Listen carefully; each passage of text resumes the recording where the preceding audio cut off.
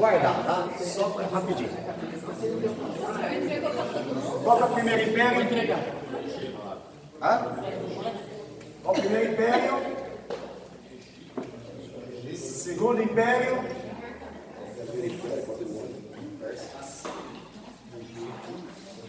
Assírio. Terceiro império?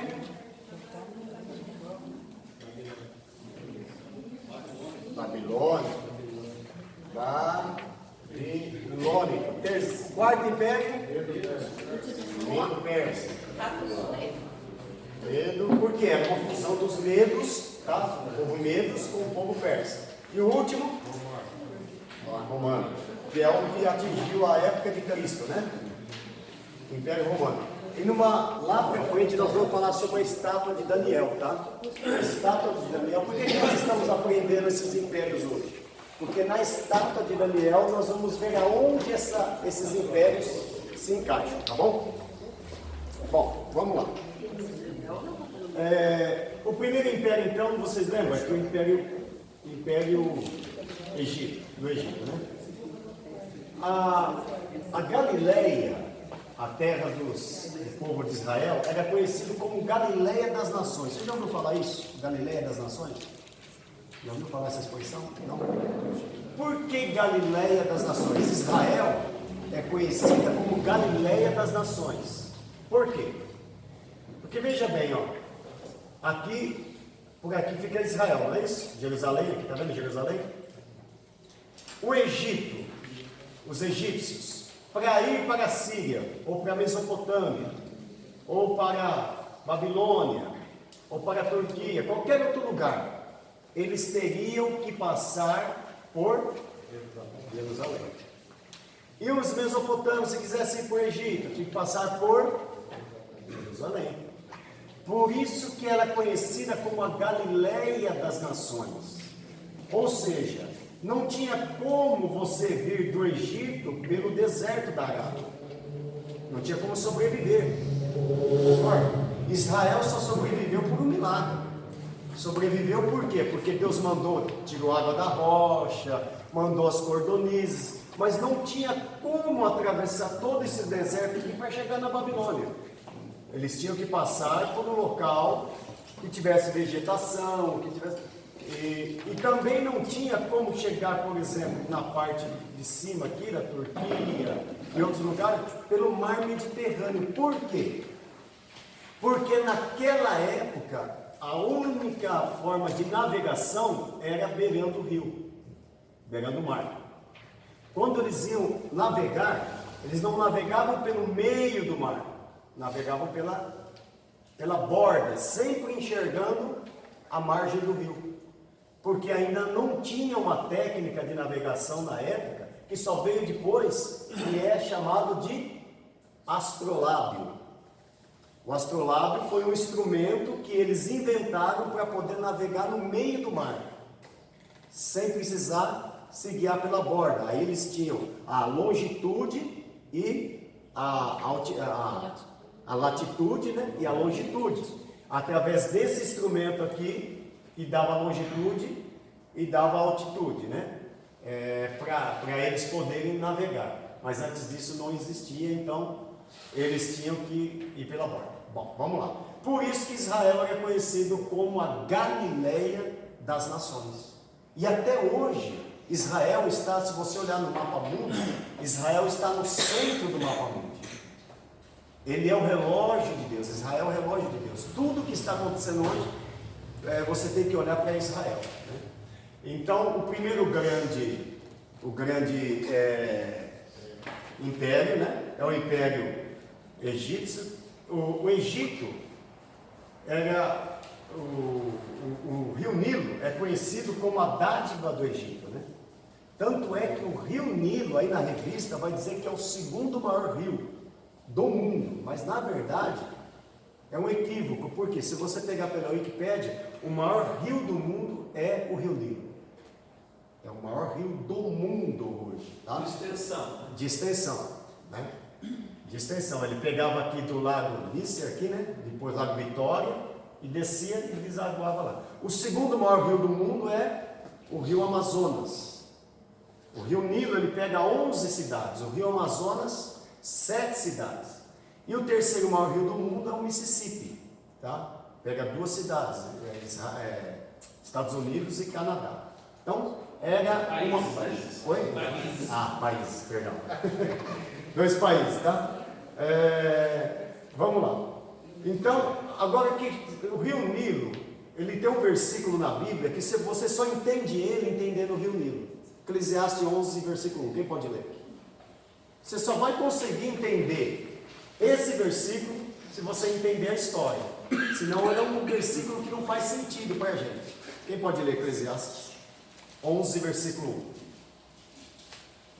Pastor Fernando, Oi. o rio Egito, lá no Cairo, no Egito, o rio Nilo ele tem 380 metros de largura. Imagina, correndo no meio do deserto. Por isso que é considerado um Deus, né? Um Deus. Agora você imagina, 380 é muito largo. É muito largo. Lança o teu pão sobre as águas, porque depois de muitos dias o acharás. Lança o teu pão sobre as águas, e depois de muitos dias o acharás. O que eles costumavam fazer? Eles jogavam, quando o rio enchia, o rio Nilo enchia, porque uma época do ano ele enchia, mais do que o normal, invadia até as... Então eles jogavam as sementes sobre as margens desse rio. E quando ele abaixava, aquela semente caía sobre o solo e frutificava depois. Então por isso que diz, lança o teu pão sobre as águas, e depois de muitos dias, quando o rio abaixar, ela vai frutificar, você o achará. Era isso que eles estavam se referindo com relação a esse versículo, tá bom? Bom, aqui nós vamos ver que eu disse que Israel está no centro do mapa mundi, é o relógio de Deus, né? E por que é conhecido também como Galileia das Nações? Se você lembra que nas festas que havia em Israel, por exemplo, a festa do Pentecostes, vinha gente do mundo inteiro, não é?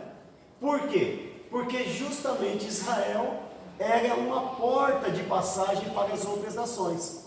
E eles aproveitavam a festa de Pentecostes para trafegar por ali. Por isso que no dia de Pentecostes, quando Pedro falou que está tudo cheio de moço, está tudo louco, né? Porque ouviram eles falarem em outras línguas, na língua do país deles. Havia gente de outros países ali, vinha gente da Etiópia, vinha gente de todo lugar, né? E por isso que existe até hoje uma festa muito famosa, e até hoje Israel recebe gente do mundo inteiro, né? Não deixou de receber gente do mundo inteiro. Bom, vamos lá. Aí veio o império que nós conhecemos como império. Os deuses, havia muitos deuses, o Marcos falou aqui, né?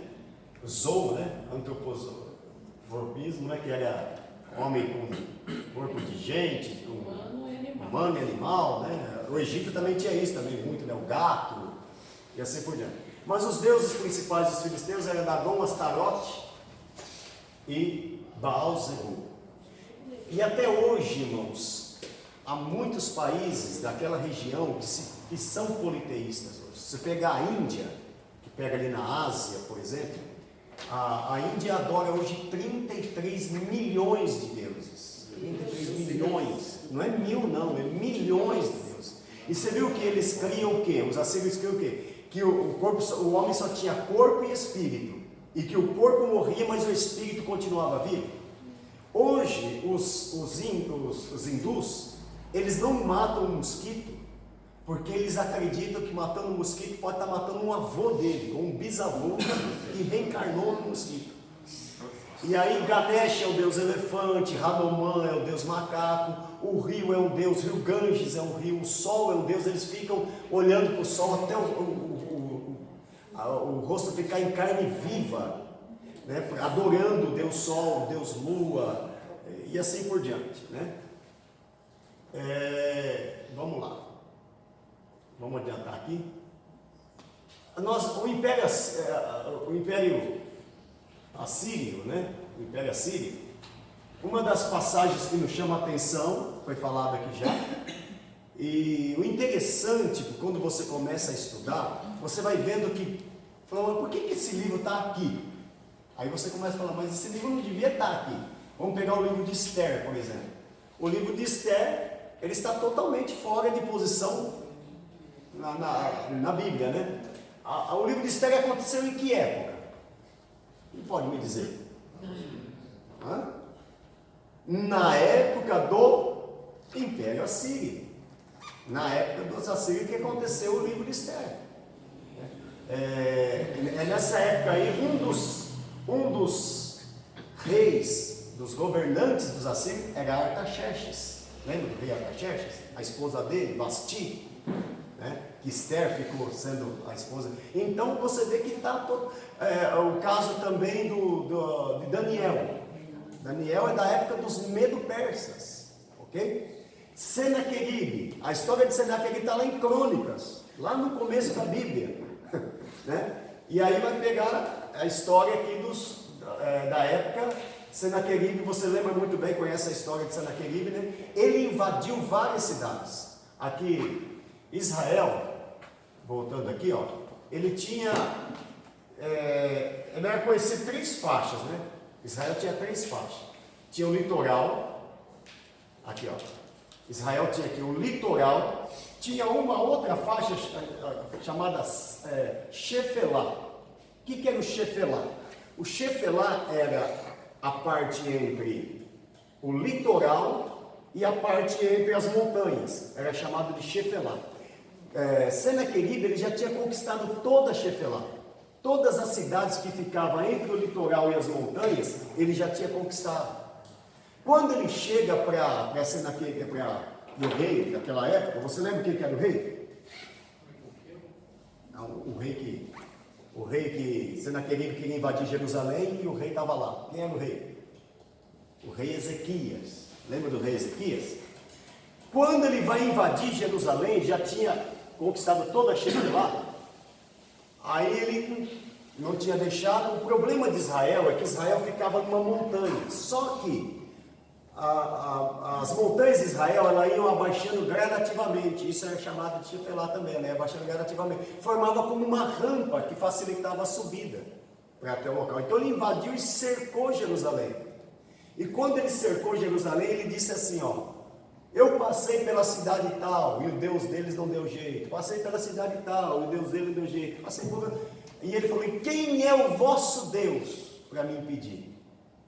Aí ele falou: bom, agora ele mexeu com Deus. Agora ele já não mexeu com qualquer. E o que Ezequias faz? Ele pega a carta de Senaqueribe, né? Entra dentro do templo e mais ou menos ele fala assim: Deus, ó, ele não está afrontando eu não. Não é a mim que ele está mexendo, o negócio aqui é contigo, dá uma lida aí. Então eu estou falando, dá uma lida aí para o senhor ver que não é a mim que ele está afrontando, é a ti que ele está afrontando. Não é comigo não. Aqui o negócio já é com o senhor. Por que a maioria por que os babilônicos, os assírios, por que os assírios invadiram o reino do norte e levaram cativo Israel? Levaram o povo de Israel. Porque eles eram fortes? Porque eles eram bárbaros? Era por isso? É porque eles tinham melhor armamento? É porque eles eram homens cruéis? Foi por isso? Não. Foi porque Israel se distanciou de Deus. Quando Israel se aproximava de Deus, nenhum povo vencia Israel. Ninguém podia com Israel. Tanto é que Senaqueribe, na verdade, o rei Ezequias não tinha, ele viu que não tinha condições diante de Senaqueribe. Os assírios eram um povo bárbaro, um povo bem armado. Eles conheciam os armamentos a arte do ferro, né? Quem dominava a arte do ferro naquela época, eles tinham carros de ferro. Então o que ele fez? Quando ele entrega na mão de Deus, a Bíblia faz o quê? Deus faz o quê? Lembra? Envia um anjo. Um anjo só. Um anjo. Quantos homens da Síria matou naquele dia? 185 mil assírios caíram com um anjo. Só um anjo. Não precisa um arcanjo, não precisa um querubim, serafim, não, só um anjo, né? E matou 185 mil assírios, uma só. E ali começou a queda do Império Assírio, né? Começou a queda, porque aí o Império Assírio se enfraqueceu, e foi aonde o próprio filho de Senaqueribe mata ele, né? Quando ele volta para Nínive, quando ele perdeu a batalha, ele pega e volta para Nínive, ele volta aqui, ó, para Nínive. E aqui, ele tentou conquistar Jerusalém, não conseguiu, voltou para Nínive e lá o filho dele mata ele.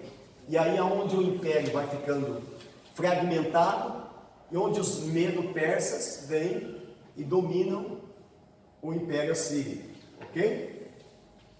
É isso aí? Bom, aí começa então, perdão, os babilônios, né? Aí começa então o império babilônico, o império babilônico, certo? Os babilônicos, e quando é que os babilônicos vêm, tomam o reino? Que reino? Reino do sul ou reino do norte? Tem hora que confunde isso aí, não confunde? Reino do sul ou reino do norte? Reino do norte. Aí os babilônios, aí é onde acontece a extinção do reino do norte, aonde eles nunca mais voltaram. Eles foram cativos para a Babilônia e nunca mais voltaram. O irmão Marcos leu aqui o Salmo 137, né? Quando eles levaram o reino do norte, o reino de Israel, as 10 tribos para a Babilônia, tá? Aí é onde eles estavam lá como cativos, estavam lá como escravos, e os babilônicos disseram, ó, canta um hino, que vocês cantavam lá esse ano. E a Bíblia diz que eles penduraram a harpa no salgueiro, né? E eles disseram, canta um hino pra gente aí, canta uma daquelas músicas que vocês cantaram. E ele diz, como cantaremos, estando nós em terra estranha, né? Como nós vamos entoar a Deus aqui como escravos? Como a gente vai cantar um hino aqui? E eles viveram, quanto tempo eles ficaram na Babilônia? 70 anos. E aí, havia uma profecia que eles iriam ser levados. Leia aí Jeremias 52:4. Em Jeremias 52:4 vai ter uma profecia. Por causa do quê? Por causa que eles se afastaram de Deus, começaram a adorar outros deuses. Por ter deixado de adorar a Deus, irmãos, Israel só caiu na mão do inimigo quando eles deixaram de adorar a Deus. Porque enquanto eles estavam adorando a Deus, Deus estava com eles, né? Deus sempre esteve com eles.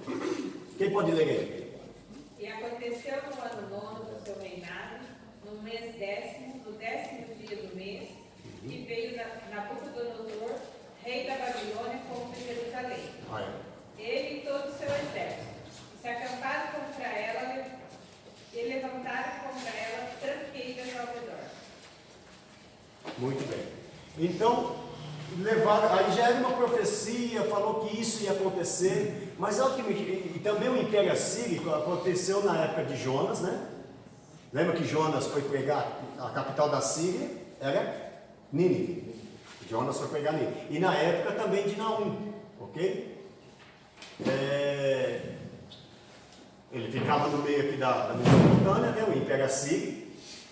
O profeta Jonas era dessa época, Davi e Salomão era dessa época, o reino do norte era dessa época. Agora, olha, sabe uma pedra, aquelas pedras encontradas, foram encontradas várias pedras com descrições, os arqueólogos encontraram.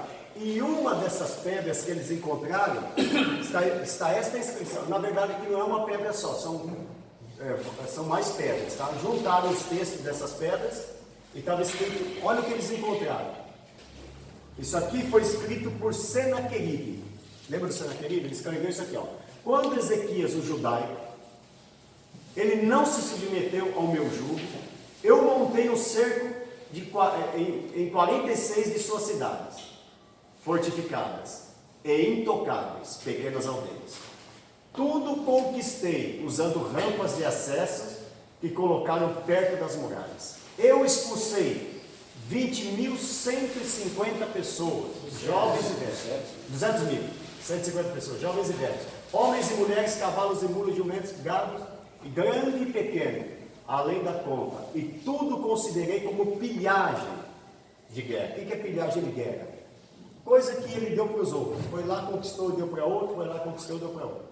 Ele mesmo, eu o fiz prisioneiro em Jerusalém, na sua residência real, como um pássaro numa gaiola. Lembra que ele sitiou Jerusalém? Suas cidades que eu saqueei, as tomei de seu país e as dei a Motinti, rei de Asdod, que era o rei dos filisteus, né? A Padi, rei de Eglon, e Silibel, rei de Gaza, tudo dos filisteus. Ele pegou essas cidades e deu para os filisteus. E dessa maneira resumiu seu país, reduziu seu país, e ainda aumentou o tributo. Mas só que ele não fala aqui, porque eles não contavam, eles não escreviam as derrotas, só escreviam as vitórias. Ele não vai dizer aqui que matou 185 mil. Ele não vai dizer que um anjo matou 185, que ele perdeu a guerra. Porque os reis só escreviam as suas vitórias. As derrotas, ele não escrevia. E aqui está a rota, né? Quando o povo de Israel é levado cativo para Babilônia, que ficava entre o rio Tigre, perto do rio Tigre, e Eufrates, né? Na verdade, a margem do rio Eufrates. Ok? Eles foram levados cativos. O Império Babilônico também é marcado pelo rei que foi falado aqui nessa noite já, né? Qual é o nome dele? Nabucodonosor. Foi um império fortíssimo, ele conquistou, tanto é que um dia Nabucodonosor, ele se engrandeceu tanto, o Jardim Suspenso, que é conhecido até hoje, né? Os Jardins Suspensos da Babilônia, era um negócio tão suntuoso, já está mais ou menos perto do horário aí? Falta quanto? Que horas são? Você me ajuda aí. Tá bom. Era tão suntuoso que ele chega no palácio, vocês lembram o que eles falam? Vede a grande Babilônia que eu a construí com as minhas. Aí Deus olhou e falou: você é o quê? Peraí, não entendi. Você fez, você manda, você é o tal, você é o cara. O que aconteceu com ele? Virou bicho mesmo. Virou bicho. Há 7 anos ele viu um animal que até pelos, né, cresceu nas suas costas, tudo. O orvalho caía sobre ele. E quando ele volta em si, ele fala: peraí. Aí ele reconheceu que Deus era Deus, né? Reconheceu que Deus era Deus. Mas tão suntuoso era o seu império que ele achou que ele fez o que Herodes fez, né? Lembra de Herodes? Herodes vai lá, faz um discurso, o povo ovaciona Herodes e o povo diz: voz de Deus e não voz de homem. Aí Deus deixa ele ficar enfermo. José vai dizer que Pedro chega lá e fala assim: Herodes, devolva a glória que é de Deus e você vai ficar tudo bem, e você vai ficar são, você vai sarar. E Pedro diz José que ele vai dar vários dias, chega lá e fala: devolve a glória que é de Deus, é só você dizer que Deus. E Herodes não morreu. Aquela enfermidade foi agravando ao ponto de bichos começar a sair da pele de Herodes. Olha o que é o ego do ser humano, né? Sair bichos pela pele dele, começar a cheirar mal, cheio de feridas. E Pedro diz: dá glória a Deus, Herodes. E a Bíblia diz que Herodes morreu comido de bicho e não deu glória a Deus. O cabra era ruim mesmo, vamos ser sinceros. Não, o camarada era ruim. Bom, todo mundo sabe que a Babilônia, já estudamos isso, né? Ela está localizada no atual Iraque. Atual Iraque. Esse foi o tanto que eles conquistaram, né? A Babilônia. Não conquistaram muito, não, né? Conquistaram uma parte aí, tá? Como também era um politeísta também, né? Cada cidade tinha a sua divindade. Por que Israel é sempre tentado em adorar outros deuses? Por causa disso, eles viam que as outras nações faziam, queriam fazer igual, né? E aqui é onde fala que era após a morte, o espírito achava que a morte continuava com vida. E guarda isso aqui, porque lá na frente, daqui a pouco nós vamos estudar, já vai aparecer aí, como surgiu os fariseus, saduceus, lembra dos fariseus que tanto perseguiam Jesus? Daqui a pouco a partir dessa aula aqui, depois no final dessa aula, você vai entender como surgiu os fariseus e como surgiu os saduceus. Da onde apareceu esse povo aí? Esse povo que deu trabalho para Jesus, lembra? Jesus teve que pegar tão pesado com eles, chamou eles de sepulcro caralho, né? Raça de víboras, né? Você vê como é que Jesus gostava dele. Um dos principais deuses deles, né? A deusa Lua, né? Deusa Lua. E do Império Neobabilônico, o que mais se destaca aqui, entre os reis que havia, era o, lembra o nome dele? Nabucodonosor. É o que... Agora, nessa época aqui desse Império Neobabilônico, viveu também quem? Nós sabemos muito bem, Daniel, Sadraque, Mesaque e Abednego. O certo mesmo, irmão, quando a gente falar, é chamar eles, não é chamar eles de... O certo é chamar eles de Ananias, Misael e Azarias. Porque Daniel, o certo é Daniel, Misael, Ananias e Azarias. Por quê? O nome de Daniel foi mudado. Lembra qual é o nome dele que foi dado para ele depois? Beltesazar. Belsazar era o rei lá, né, da Babilônia. Beltesazar. E Beltesazar quer dizer, a palavra Bel era uma das maiores divindades dos babilônios. Bel, tá? Então é o principal deus da Babilônia, que Bel te proteja. A palavra Beltesazar quer dizer que Bel, o deus da Babilônia, te proteja. Ananias, o nome deles, Ananias, era Deus é gracioso. E a Babilônia, por quê? Como eles tiveram que ingressar, eles fizeram parte da cúpula da Babilônia, então era mudado o nome deles, era dado um novo nome para eles, porque eles faziam parte agora da cúpula da Babilônia, né? Aí de Ananias, olha o nome que passou a ser dado para ele, que era Ananias, Deus é gracioso, né? Ficou chamado servo de Aco, servo de Aco, ou seja, o Aco era um deus da Babilônia, olha só, então ficou sendo o nome Sadraque, né? Sadraque é o servo de Aco. E também, aí foi mudando o nome, Deus da Lua, Azarias, né? Abednego, servo de nego, Abednego é servo de nego, então mudaram o nome para o nome de deuses deles, para os deuses deles. E você conhece bem a história, nessa época do Império Babilônico, aonde Nabucodonosor se incha tanto, manda fazer uma estátua para adorar, que todo mundo devia adorar a estátua que ele fez. Aí quem é que não se prostra? Lembra que eles são os três? Misael, Ananias e Azarias. Mas e o Daniel? Por que o Daniel não prostrou? E o Daniel, cadê ele? Porque eles não foram para a cova com ele largou eles para fornalha.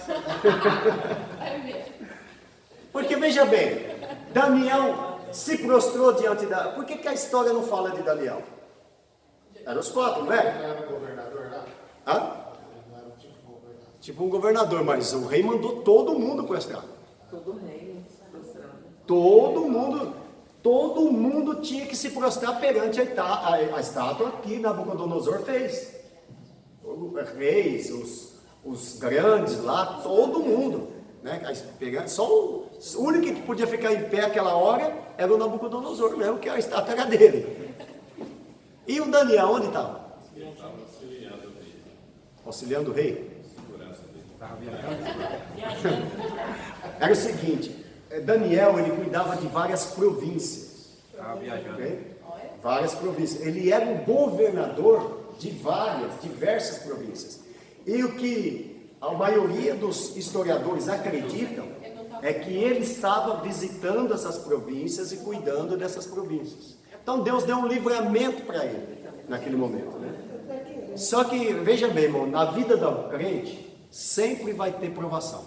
Um dia a gente é provado, não é? Alguém já foi provado alguma vez? Glória a Deus. Alguma vez? Não, né?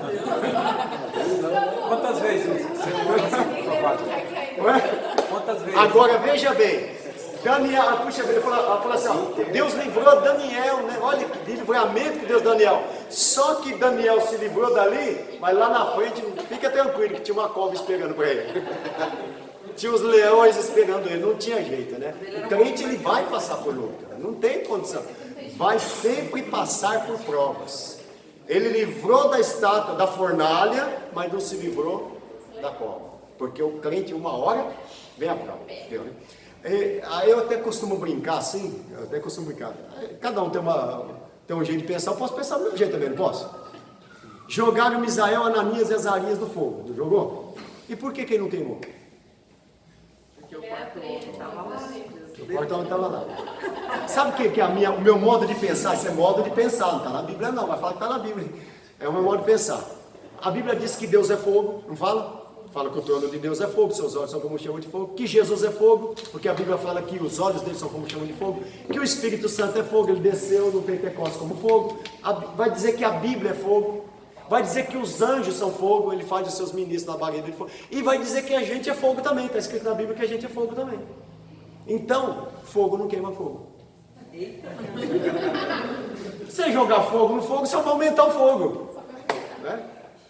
E o quarto homem da fornalha estava lá, né? Estava lá. Então, a única coisa que queimou dele é aquilo que prendia eles, as ataduras, mas a Bíblia diz que nem um fio de cabelo se queimou. Ah, aquele foguinho lá não era de nada. Quando jogou os outros que acusaram ele, não deu nem tempo, né?